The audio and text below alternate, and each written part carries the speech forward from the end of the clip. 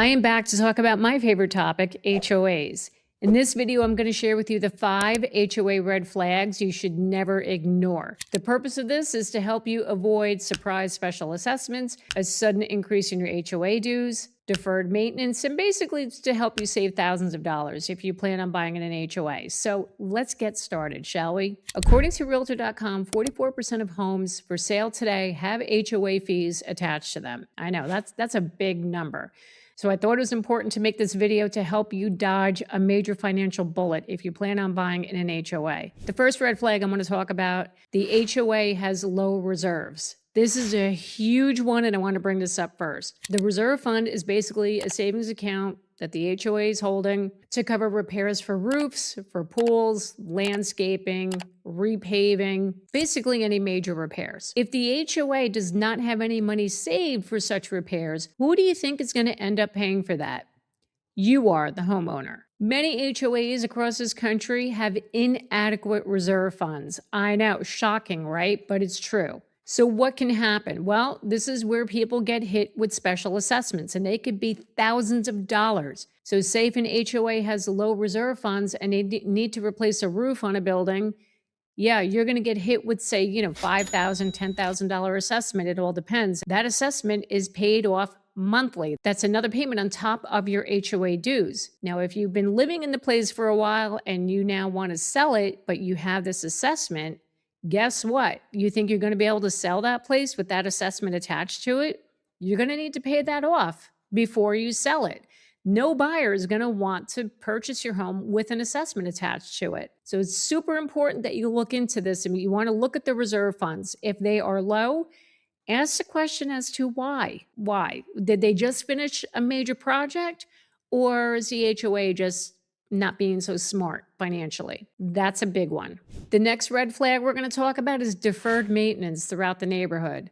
So if you're going through the neighborhood and the landscape is looking kind of dead, the plants are looking pretty bad and wilted, and the pool's not looking too good, or if you notice some drainage issues, this is a huge red flag. What does this mean? Deferred maintenance means that they don't have a lot of money to make those repairs. Okay, going back to the first red flag. So this could be the HOA is underfunded, it's just poor planning, mismanagement of funds, and rising insurance costs can contribute to that too. So if you see this deferred maintenance everywhere in the community, that's a red flag, and that's telling you that the HOA is underfunded, there's poor planning and mismanagement of the funds. Now look, you're paying monthly dues for these things to be maintained. If they look like that now, how do you think it's going to look 5 years from now when you've been living there?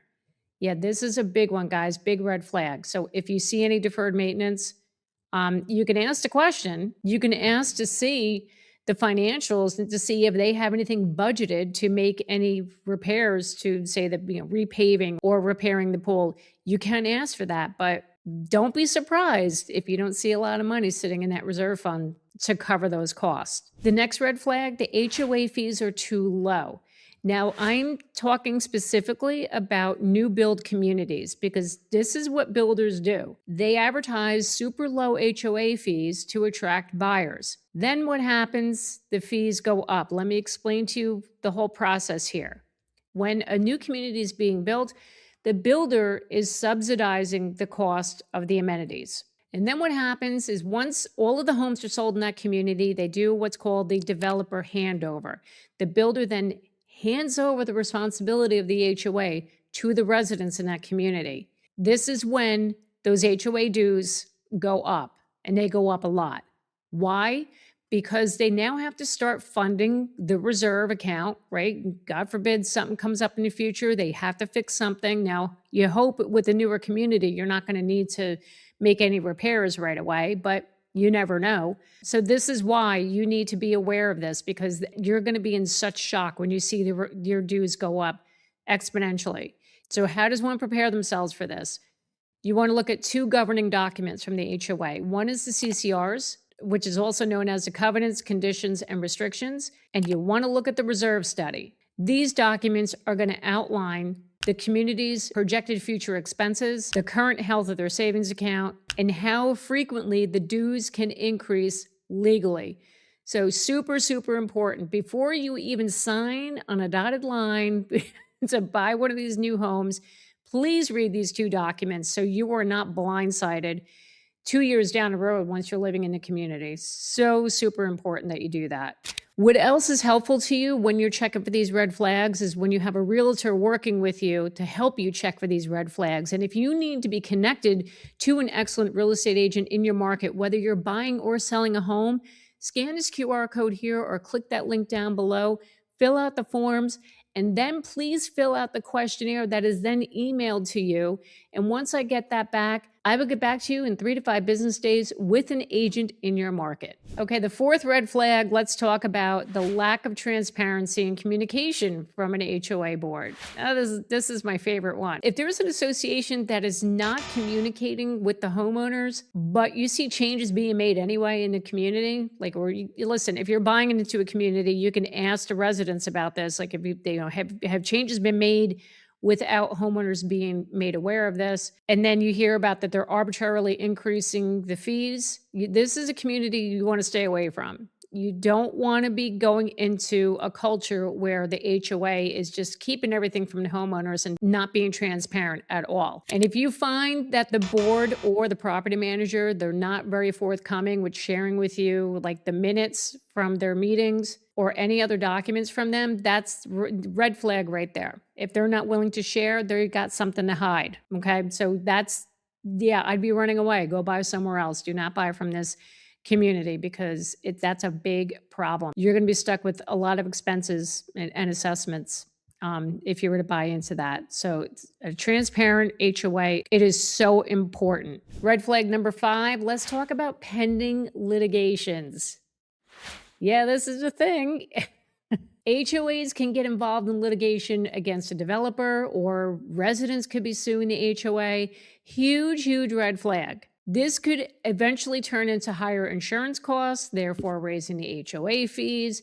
You see where I'm going with this? It's just going to get more expensive to live there. Now, how do we find out if an HOA is being sued? First thing we're going to check, you want to look at the board meeting minutes and their budgets. HOAs are generally required to keep records of their board meetings, and you can ask to look back to 12 to 24 months of those meeting minutes. And you should also be reviewing their annual budget. And we want to look for the line that says legal fees or litigation. If you see that there it is. There's your sign that they're being sued. You can also submit a formal request to the HOA asking for any documentation regarding a pending lawsuit. Now, there's no guarantee you're going to get that because a lot of times these lawsuits are kept confidential. They don't like to share that. So if that's the case, you can go elsewhere to find the documentation. You can search county and state court records, being that HOA lawsuits are a public record. Now, all you have to do is put in the HOA's exact name into your county clerk's website or the state's online judicial portal. Very easy to find. Another way you're going to find out is if you're getting a mortgage, your lender is going to be sending an HOA questionnaire. And if they check off that questionnaire that there is a litigation against them, that's another way you're going to know. And here's another thing to be aware of. Most lenders are not going to give you a loan if there is a pending litigation in that community. I've seen this time and time again. So this is super important to find this out. And that is a good way to find out. If the lender discovers in the questionnaire, they check it off, they got a lawsuit, you're out. Nope. No, you're not going to be buying there. Another way you can check for pending litigation, there are national databases, especially for condos. You can go on to Fannie Mae's Condo Status Finder, and I believe this is the same website that the lenders use, but you can go on there as well and check to see what's going on there if there's a lawsuit pending against that HOA. So remember, when you're buying in an HOA community, the HOA is part of the property. You're paying for that as well. So that's why it's so important. You got to check these red flags. If you see any of these red flags, I don't think I'd be buying in those communities. So I hope you found this video helpful today. And thank you so much for watching me. My name is Jackie Baker, and I will see you next time.